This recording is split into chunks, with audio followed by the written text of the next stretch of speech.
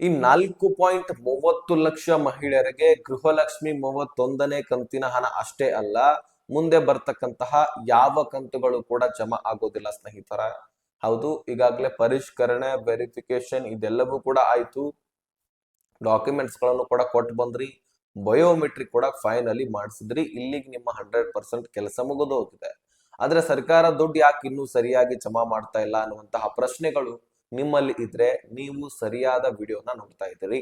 ಹೌದು, 31ನೇ ಕಂತಿನ ಹಣ ಸೇರಿದಂತೆ ಇನ್ನು ಯಾವ ಯಾವ ತಿಂಗಳ ಹಣ ಪೆಂಡಿಂಗ್ ಉಳಿದಿದೆ, ಎಷ್ಟು ದುಡ್ಡು ಬರಬೇಕಾಗಿದೆ, ಎಷ್ಟು ಕೋಟಿ ಫಂಡ್ ಈಗಾಗಲೇ ಹಣಕಾಸು ಇಲಾಖೆಯಿಂದ ಬಿಡುಗಡೆ ಆಗಿದೆ, ಪ್ರತಿಯೊಂದು ಡೀಟೇಲ್ಸ್ ಅನ್ನ ಪಿನ್ ಟು ಪಿನ್ ಮಾಹಿತಿಯನ್ನ ನಿಮ್ ಮುಂದೆ ಇಡ್ತಾ ಹೋಗ್ತೀನಿ. ಸೊ ವಿಡಿಯೋನ ಕಂಪ್ಲೀಟ್ ಆಗಿ ವಾಚ್ ಮಾಡಿ. ಬಹಳ ಇಂಪಾರ್ಟೆಂಟ್ ಮಾಹಿತಿ, ಇಂಟ್ರೆಸ್ಟಿಂಗ್ ಆದಂತಹ ಮಾಹಿತಿ. ಸಾಧ್ಯವಾದ್ರೆ ಚಾನಲ್ಗೆ ಸಬ್ಸ್ಕ್ರೈಬ್ ಮಾಡ್ಕೊಳ್ಳಿ ಸ್ನೇಹಿತರೆ. ಈಗ ಈ ಗೃಹಲಕ್ಷ್ಮಿಯಲ್ಲಿ ಪೆಂಡಿಂಗ್ ಉಳಿದಿರ್ತಕ್ಕಂತಹ ಕಂತುಗಳ ಬಗ್ಗೆ ನಾವು ಹೇಳೋದಾದ್ರೆ, ಸುಮಾರು 30 ಕಂತುಗಳನ್ನ ಸರ್ಕಾರ ಜಮಾ ಮಾಡಿದೆ.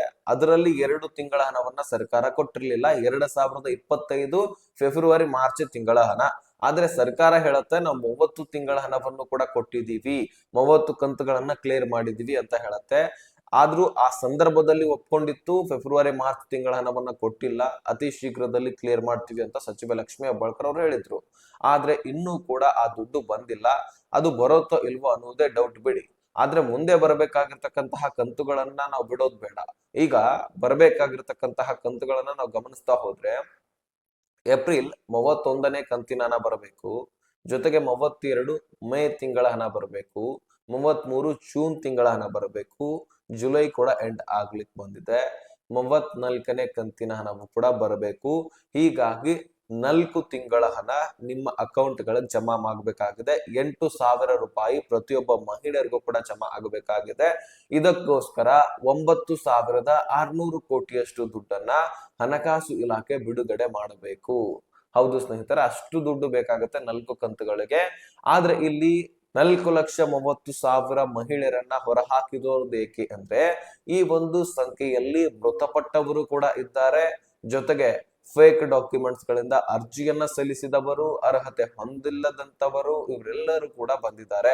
ಮುಖ್ಯವಾಗಿ ಹೆಚ್ಚಿನ ಸಂಖ್ಯೆ ಏನಪ್ಪಾ ಅಂದ್ರೆ ಮೃತಪಟ್ಟವರು. ಸರ್ಕಾರ ಎಲ್ಲ ವೆರಿಫಿಕೇಶನ್ ಮಾಡ್ತಾ ಇತ್ತು ಇಲ್ಲಿವರೆಗೂ, ಆದ್ರೆ ಮೃತಪಟ್ಟವರ ವೆರಿಫಿಕೇಶನ್ ಮಾಡಿರ್ಲಿಲ್ಲ. ಆದ್ರೆ ಈ ಬಾರಿ ಮಾಡಿದಾಗ ಸುಮಾರು 3 ಲಕ್ಷಕ್ಕಿಂತ ಹೆಚ್ಚಿನ ಜನ ಮೃತಪಟ್ಟವರು ಸಿಕ್ಕಿದ್ದಾರೆ. ಪ್ರತಿ ಜಿಲ್ಲೆಯಲ್ಲಿನೂ ಕೂಡ 10,000ಕ್ಕಿಂತ ಹೆಚ್ಚಿನ ಜನರೇ ಸಿಕ್ಕಿದಾರಂತೆ. ಹಾಗಾದ್ರೆ ಈ ಮೃತಪಟ್ಟವರು ಅವರ ಅಕೌಂಟ್ ಗಳಿಗೆ ಸರ್ಕಾರ ದುಡ್ಡು ಜಮಾ ಮಾಡ್ತಾ ಮಾಡ್ತಾ ನೂರಾರು ಕೋಟಿ ಗಟ್ಟಲೆ ದುಡ್ಡನ್ನ ನಷ್ಟ ಮಾಡ್ಕೊಂಡಿದೆ. ಈ ಒಂದು ನಷ್ಟ ಭರಿಸ್ಲಿಕ್ಕಂತೂ ವಾಪಸ್ ರಿಟರ್ನ್ ಪಡ್ಕೊಳ್ಳಿಕ್ಕಂತೂ ಆಗೋದಿಲ್ಲ. ಆದ್ರೆ ಇನ್ಮೇಲಿಂದ ಅವ್ರಿಗೆ ದುಡ್ಡು ಹೋಗ್ಬಾರ್ದಂದ್ರೆ ಅವರನ್ನ ನಾವು ತೆಗೆದಾಕ್ಬೇಕು ಅನ್ನುವಂತಹ ಥಿಂಕ್ ಮಾಡಿ ಬಯೋಮೆಟ್ರಿಕ್ ಅನ್ನ ಮಾಡಿಸ್ಲಿಕ್ಕೆ ಹೇಳಿದ್ರು. ಕೇವಲ ಡಾಕ್ಯುಮೆಂಟ್ಸ್ ಮಾತ್ರ ತೆಗೆದುಕೊಂಡಿದ್ರು, ಆದ್ರೆ ಬಯೋಮೆಟ್ರಿಕ್ ಹೇಳಿರ್ಲಿಲ್ಲ. ಫೈನಲಿ ಅದನ್ನು ಕೂಡ ಹೇಳಿ ಬದುಕಿದ್ದವರು ಮಾತ್ರ ಬಯೋಮೆಟ್ರಿಕ್ ಮಾಡ್ಲಿಕ್ಕೆ ಸಾಧ್ಯ, ತಂಬನ್ನ ಕೊಡ್ಲಿಕ್ಕೆ ಸಾಧ್ಯ. ಇನ್ನು ಮೃತಪಟ್ಟವ್ರು ಹೇಗ್ ಬಂದು ತಂಬ್ ಕೊಡ್ತಾರೆ? ಅದಕ್ಕಾಗಿ ಬಯೋಮೆಟ್ರಿಕ್ ಕಡ್ಡಾಯ ಮಾಡಿದ್ರು. ಗ್ರಾಮ 1, ಕರ್ನಾಟಕ 1, ಬಾಪೂಜಿ ಸೇವಾ ಕೇಂದ್ರಗಳಲ್ಲಿ ನೀವು ಬಯೋಮೆಟ್ರಿಕ್ ಮಾಡಿಸಿದ್ರಿ. ಹಾಗೆ ಈಗಾಗಲೇ ಮೃತಪಟ್ಟವರ ಅಕೌಂಟ್ ಗಳಿಗೆ ದುಡ್ಡು ಜಮಾ ಆಗಿ ಅವರ ಕುಟುಂಬಸ್ಥರು ATM ಅಥವಾ ಫೋನ್ ಪೇ, ಗೂಗಲ್ ಪೇ ನ ಮುಖಾಂತರ ದುಡ್ಡನ್ನ ಬಳಕೆ ಮಾಡ್ಕೊಳ್ತಾ ಇದ್ರು ನೋಡಿ, ಅದೆಲ್ಲವೂ ಕೂಡ ನಿಲ್ಲಿಸಲಾಗ್ತಾ ಇದೆ. ಒಟ್ಟಾರೆಯಾಗಿ ಅರ್ಹತೆ ಹೊಂದಿರತಕ್ಕಂತಹ ಗೃಹಲಕ್ಷ್ಮಿಯರ ಖಾತೆಗಳಿಗೆ ಮಾತ್ರ ದುಡ್ಡು ಅನ್ನುವಂಥದ್ದು ಈಗ ರೂಲ್ಸ್ ನಡೀತಾ ಇದೆ. ಒಟ್ಟಾರೆಯಾಗಿ ಅರ್ಹತೆ ಹೊಂದಿರತಕ್ಕಂತಹ ಫಲಾನುಭವಿಗಳು 1,24,48,000 ಫಲಾನುಭವಿಗಳಿದ್ದೀರಿ.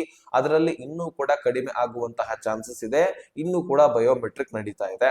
ಅದಕ್ಕಾಗಿ ಇನ್ನೂ ಲಕ್ಷಾಂತರ ಫಲಾನುಭವಿಗಳನ್ನ ಈ ಯೋಜನೆಯಿಂದ ಹೊರ ಹಾಕುವಂತಹ ಸಾಧ್ಯತೆ ಇದೆ. ಈಗ ಅರ್ಹತೆ ಹೊಂದಿರತಕ್ಕಂತಹ ಮಹಿಳೆಯರಿಗೆ 4 ತಿಂಗಳ ಹಣವನ್ನ ಜಮಾ ಮಾಡ್ಲಿಕ್ಕೆ ಸರ್ಕಾರ ಮುಂದಾಗಿದೆ. ಅದರಲ್ಲಿ ಮೊದಲು 2 ತಿಂಗಳ ಹಣವನ್ನ ಕ್ಲಿಯರ್ ಮಾಡ್ತಾರೆ. 31ನೇ ಕಂತಿನ ಹಣ ಆಲ್ರೆಡಿ ಜಮಾ ಆಗ್ಲಿಕ್ಕೆ ಸ್ಟಾರ್ಟ್ ಆಗಿದೆ. ಈ ಏಪ್ರಿಲ್ ತಿಂಗಳ ಹಣ ಬೆಂಗಳೂರು ನಗರ ಸೇರಿದಂತೆ ಬೆಂಗಳೂರು ಗ್ರಾಮಾಂತರ, ವಿಜಯನಗರ, ಧಾರವಾಡ, ಯಾದಗಿರಿ, ಉತ್ತರ ಕನ್ನಡ, ಬೆಳಗಾವಿ, ಹಾಸನ, ಕೊಡಗು, ಬೀದರ, ಮಂಡ್ಯ, ಚಿಕ್ಕಮಗಳೂರು, ಹೀಗೆ ನಾನಾ ರೀತಿ ಜಿಲ್ಲೆಗಳಿಗೆ ಆಲ್ರೆಡಿ ದುಡ್ಡು ಜಮಾ ಆಗಿದೆ.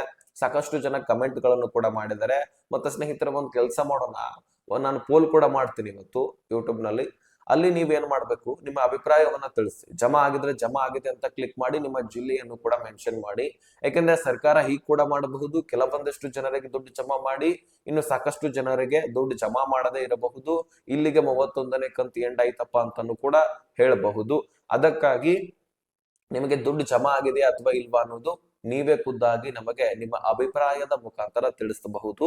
ಎಷ್ಟು ಜನರಿಗೆ ಬಂದಿದೆ ಅನ್ನುವಂಥದ್ದು ಲೆಕ್ಕಾಚಾರ ಸೊ ನಿಮ್ಮ ಮುಖಾಂತರ ಕೂಡ ತಿಳಿಯುತ್ತೆ ಮತ್ತು ಅಫಿಸಿಯಲ್ ನಾವು ಅಧಿಕೃತ ಮಾಹಿತಿಯ ಪ್ರಕಾರ ಎಷ್ಟು ಜನರಿಗೆ ಬಂದಿದೆ ಎಷ್ಟು ಜನರಿಗೆ ಬಂದಿಲ್ಲ ಅನ್ನುವಂಥದ್ದನ್ನ ತಿಳ್ಕೊಂಡು ಮತ್ತೆ ನೆಕ್ಸ್ಟ್ ವಿಡಿಯೋದಲ್ಲಿ ಹೇಳ್ತೀನಿ ನಾನು. ಯಾಕಂದ್ರೆ ಈಗ ಸದ್ಯಕ್ಕೇನೆ ಬಿಡುಗಡೆ ಆಗಿರ್ತಕ್ಕಂಥದ್ದು ಕೆಲವೇ ದಿನ ಆಯ್ತು ಬಿಡುಗಡೆ ಆಗಿ. ಈ ಒಂದು ಕಂತು ರಿಲೀಸ್ ಆಗಿ ಕ್ಲಿಯರ್ ಆಗ್ಬೇಕಂದ್ರೆ 10ರಿಂದ 12 ದಿನ ಬೇಕು.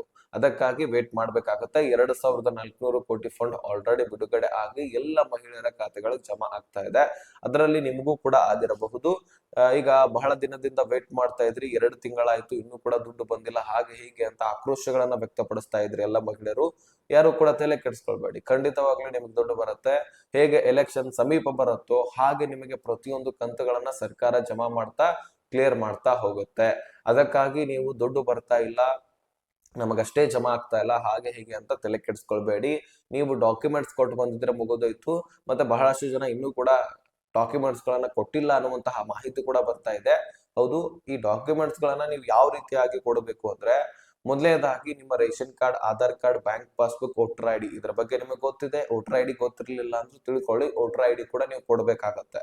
ಇದರ ಜೊತೆಗೆ ನೀವ್ ಏನ್ ಮಾಡ್ಬೇಕು, ಗ್ರಾಮ ಒನ್, ಕರ್ನಾಟಕ ಒನ್, ಬಾಪೂಜಿ ಸೇವಾ ಕೇಂದ್ರಗಳಲ್ಲಿ ಏನ್ ಮಾಡ್ಬೇಕು, ಮೊದಲಿಗೆ ಅರ್ಜಿ ಸಲ್ಲಿಸಿದ್ರಿ ಮೊದಲ ಬಾರಿಗೆ, ಆ ಅರ್ಜಿ ನಮೂನೆ ಅಥವಾ ಅರ್ಜಿ ಪ್ರಮಾಣ ಪತ್ರ ಅಥವಾ ಮಂಜೂರಾತಿ ಪತ್ರ ಅಥವಾ ಪರ್ಮಿಷನ್ ಲೆಟರ್ ಅಂದ್ರೂ ಕೂಡ ತಪ್ಪಾಗ್ಲಿಕ್ಕಿಲ್ಲ. ಆ ಒಂದು ಪತ್ರವನ್ನ ನೀವು ತೆಗೆದುಕೊಂಡು ಬರಬೇಕು. ಈ ಡಾಕ್ಯುಮೆಂಟ್ಸ್ ಗಳ ಜೊತೆಗೆ ಆ ಪತ್ರವನ್ನ ಲಗತ್ತಿಸಿ ಅದನ್ನ ಜೋಡಿಸಿ ಒಂದು ಸ್ಟಾಪ್ಲರ್ ಅನ್ನ ಹೊಡಿರಿ. ಸೊ ನೆಕ್ಸ್ಟ್ ಅದನ್ನ ನೀವು ಅಂಗನವಾಡಿ ಕೇಂದ್ರಗಳಲ್ಲಿ ಅಥವಾ ಆಶಾ ಕಾರ್ಯಕರ್ತೆಯರಿರ್ತಾರಲ್ವಾ ಅಂಗನವಾಡಿ ಕೇಂದ್ರಗಳಲ್ಲಿ ಅವರ ಕೈಯಲ್ಲಿ ಕೊಟ್ಟು ಬನ್ನಿ. ಸೊ ಅವರು ವೆರಿಫಿಕೇಶನ್ ಮಾಡ್ತಾರೆ, ಅದ್ರ ಬಗ್ಗೆ ಎಲ್ಲವೂ ಕೂಡ ತಿಳ್ಕೊಂಡು ಅದನ್ನ ಏನ್ ಮಾಡ್ತಾರೆ, ಮೇಲಧಿಕಾರಿಗಳಿಗೆ ಕಳುಹಿಸಿ ಕೊಡುವಂತಹ ಕೆಲಸ ಮಾಡ್ತಾರೆ. ಅಲ್ಲಿ ಅದರ ಬಗ್ಗೆ ವೆರಿಫಿಕೇಶನ್ ಮಾಡಲಾಗತ್ತೆ. ವೆರಿಫಿಕೇಶನ್ ಮಾಡ್ತಾ ಮಾಡ್ತಾ ಅದನ್ನ ನೀವು ಅರ್ಹತೆ ಹೊಂದಿದ್ದೀರಾ ಅಥವಾ ಇಲ್ಲವಾ ಅದನ್ನೆಲ್ಲವೂ ಕೂಡ ತಿಳ್ಕೊಂಡು ತದನಂತರ ಮುಂದಿನ ಸ್ಟೆಪ್ ಅನ್ನ ಕೈಗೊಳ್ಳಲಾಗುತ್ತೆ. ಸೊ ಓಕೆ ಸ್ನೇಹಿತರೆ, ಇದನ್ನ ಮಾಡ್ತೀರಿ. ಓಕೆ, ನಿಮ್ದು ಇಲ್ಲಿಗೆ 70% ಕೆಲಸ ಆಯ್ತು. ಇನ್ 30% ಕೆಲಸ ಏನಪ್ಪಾ ಅಂದ್ರೆ ಬಯೋಮೆಟ್ರಿಕ್ ಕೊಡೋದು. ಈ ಬಯೋಮೆಟ್ರಿಕ್ ಕೊಡೋದು ಕೂಡ ಕರ್ನಾಟಕ ಒನ್, ಗ್ರಾಮ ಒನ್, ಬಾಪೂಜಿ ಸೇವಾ ಕೇಂದ್ರಗಳು, CSC ಸೆಂಟರ್ಗಳು ಇಂತಲ್ಲಿ ಹೋಗಿ ನೀವು ಈ ಬಯೋಮೆಟ್ರಿಕ್ ಅನ್ನ ಮಾಡಿಸಬಹುದಾಗಿರುತ್ತೆ. ಸೊ ನೀವು ಒಂದು ತಂಬು ಕೊಟ್ಟು ಬಂದ್ರೆ ಮುಗಿದೋಯ್ತು, ನಿಮ್ದು 100% ಕೆಲಸ ಕಂಪ್ಲೀಟ್ ಆದ ಹಾಗೆ. ಇಷ್ಟು ಮಾಡಿದ್ರೆ ಮುಂದೆ ಬರ್ತಕ್ಕಂತಹ ಎಲ್ಲ ಕಂತುಗಳನ್ನು ಕೂಡ ನೀವು ಜಮಾ ಮಾಡ್ಕೊಳ್ತಾ ಹೋಗಬಹುದು. 31ನೇ ಕಂತಿನ ಹಣ ಸೇರಿದಂತೆ 32, 33 ಹಾಗೆ 34 ಈಗ ಸದ್ಯಕ್ಕೆ ಪೆಂಡಿಂಗ್ ಉಳಿದಿರ್ತಕ್ಕಂತಹ ಎಲ್ಲ ಕಂತುಗಳನ್ನು ಕೂಡ ನೀವು ಪಡ್ಕೊಳ್ತಾ ಹೋಗ್ಬಹುದು. ಹತ್ತತ್ರ 20ರಿಂದ 30 ಸಾವಿರ ರೂಪಾಯಿ ನಿಮ್ಮ ಅಕೌಂಟ್ಗಳಿಗೆ ಜಮಾ ಆಗಲಿದೆ. ಆ ಎಲ್ಲ ದುಡ್ಡನ್ನು ಕೂಡ ನೀವು ಪಡ್ಕೊಳ್ಬಹುದು ಸ್ನೇಹಿತರೆ. ಅದಕ್ಕಾಗಿ ಕೇವಲ ಅರ್ಧ ಗಂಟೆಯ ಕೆಲಸ, ಇದನ್ನ ಮಾಡಿ ಅಂತ ನಾನು ಬಹಳಷ್ಟು ವಿಡಿಯೋದಲ್ಲಿ ಸಾರಿ ಹೇಳ್ತಾ ಇರ್ತೀನಿ. ಅರ್ಧ ಗಂಟೆಯ ಕೆಲಸ ಬೇಗನೆ ಯಾರು ಮಾಡಿಲ್ಲ, ಮಾಡಿ. ಈ ದುಡ್ಡು 20ರಿಂದ 30 ಸಾವಿರ ರೂಪಾಯಿ ಆರಾಮಾಗಿ ಜಮಾ ಆಗತ್ತೆ. ಓಕೆ, ಇದೆಷ್ಟು ಇನ್ಫಾರ್ಮೇಶನ್ ಆಗಿತ್ತು, ನಿಮ್ ಮುಂದೆ ಇಟ್ಟಿದ್ದೀನಿ. ಈ ಇನ್ಫಾರ್ಮೇಶನ್ ಎಲ್ಲ ಗೃಹಲಕ್ಷ್ಮಿಯರಿಗೆ ಶೇರ್ ಮಾಡಿ, ಅವ್ರಿಗೂ ಕೂಡ ಕ್ಲಾರಿಫಿಕೇಶನ್ ಸಿಗ್ಲಿ.